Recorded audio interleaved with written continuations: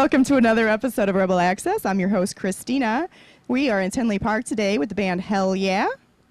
Hello, I'm Tom Cat. I play guitar. How did Hellyeah form? Do you want me to hold this? Okay.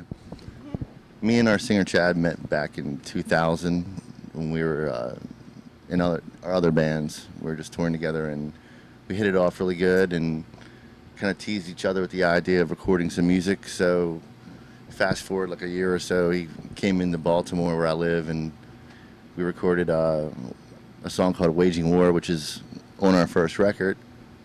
But it was such a powerful recording and energy that it kind of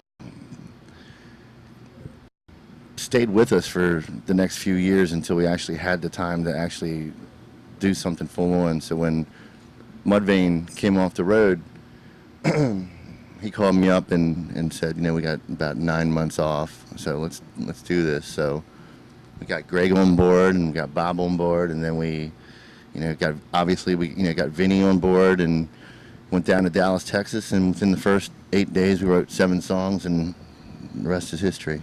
How did you come up with the name of the band? That has to be a good story. That's looked at each other and went, hell yeah. Well, after we saw the word, we did that. We had a box that we had outside our studio. We were writing names on. We had some really stupid stuff on there.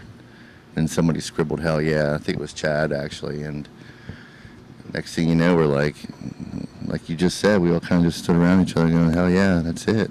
It's a positive. A lot of people's reactions nowadays are just, and they like something, they just go, hell yeah, a little bit more animated than that, of course, but. Hell yeah. Exactly, there we go. So that's pretty much it. I'll promote you for you. Okay, you've all achieved success with your other projects, so do you think it was easy to blend all your musical styles together? Yeah, I mean, to be honest, we kind of took everything that we came from and kind of put it on the back burner and really wanted to have a party environment. And that's what our band's about. It's like every night is Friday night to us. And we want to bring that mentality to our shows and to our fans. When they come to see a Hellyeah show, they're getting a pack of wild animals coming at them. And it's a party environment, like the way it used to be during a time when people would go to rock concerts to have a good time, with bands that like the party and like to have decadence and debauchery and just like ruthlessness with their music and that kind of sleazy slash badass mentality like Motley Crue or old Van Halen, and there's so many bands out there today that are just so serious and politically driven or angst driven, just, there's only so much of that a person can take. Everybody needs a cocktail and has to let loose a little bit and chase girls around or whatever. You know what I mean? So you guys are bringing the party back to rock and roll. Yeah. Well, how long did it take you guys once you got together to put together your debut album and then the second album? Was it a longer process after you guys knew each other? Yeah, the first record we wrote in about 3 weeks, and then this new record we did, it took us about a good 7 months to do it. We really dug really deep. And what's up, Chad? But yeah, it took us a little bit longer. We took our time. We really wanted to dig a little deeper and get a little bit more personal, especially in the vocal side of it. But the first record was like an experiment. We kind of just went in there, drank a lot, and just put out music.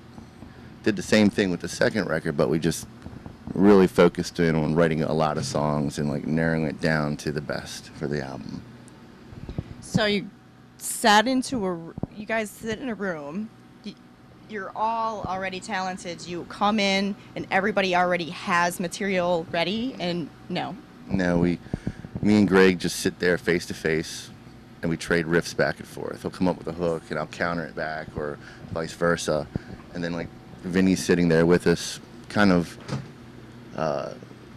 helping us orchestrate and arrange. And some of the songs we we wrote, like, you know, Cowboy Way, for example, was written just from me checking my headphones. You know, I wanted to check the levels. So I was just doing that simple riff, and then Greg joined in with it, and then Vinny put a beat to it. We were all just trying to get headphone levels. That's all we were doing. And it was a cool groove. But then, like, you know, Cat, our drum tech, comes running through the house, just banging his head, going crazy, just like, I was like, I think we got our song here. Let's start off with this one. So it's kind of like that. Do you have a favorite song to play live? Right now, let me see. I'm having fun playing Cowboy Way. I'm having fun playing Hell of a Time, which is, you know, our first true single. And of course, I mean, they're all a lot of fun to play. They're all a lot of fun, but others like stand out a little bit more. And like off the first record, we have that song "Goddamn," which is just gets the crowd just in a frenzy. But I'd have to say the new stuff, definitely like Cowboy Way or Hell of a Time. Who were your musical influences growing up? A lot of bands: the Beatles, Led Zeppelin, Judas Priest, Motley Crue, obviously, Van Halen. Let me see, Leonard Skinner, Kiss, Rush.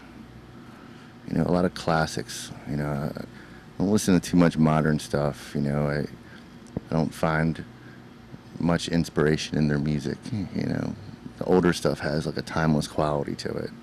I mean, don't get me wrong, there's some bands out there that kick ass. I love Lamb of God and I love Mastodon, but you know, I always tend to go back to the Beatles or Led Zeppelin. Do you have any advice for aspiring musicians out there that want to be where you are today? Don't. You know, that's a common theme. We've heard this before. No, you know, it's a absurd business. It's for those who actually get that shot and get to make it, you know, bless them, you know, but it's something that you have to commit yourself to completely. It's a marriage. Your music has to come first, it has to come second, it has to come third, and then everything else in your life is a distant pace away from you. And it's all about sacrifice and writing the best songs you possibly can and having an original sound, because without the original sound and without that perseverance and that patience, there's gonna be a lot of sad people out there, you know. So you should look at it as art. There's nothing wrong in any art, you know, it's yours, but making it your own is tough. So, you know, if you plan on doing it, good luck. Do you have any must-haves backstage? Lots of liquor.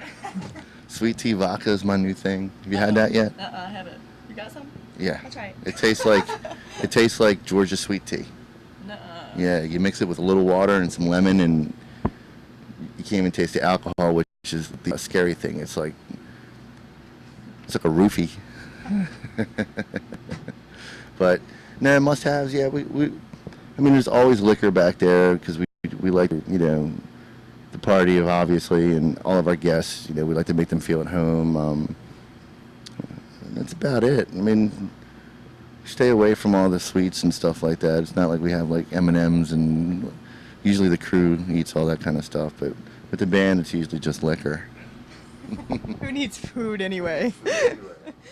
What would you like to say to all your fans out there watching Rebel Access tonight? Well, thank you guys for all your support and your endurance and waiting for the band. We took like a good 2-year break, but we're back out here touring for the next 2 years. And if we're definitely coming through your town, please come and hang with us.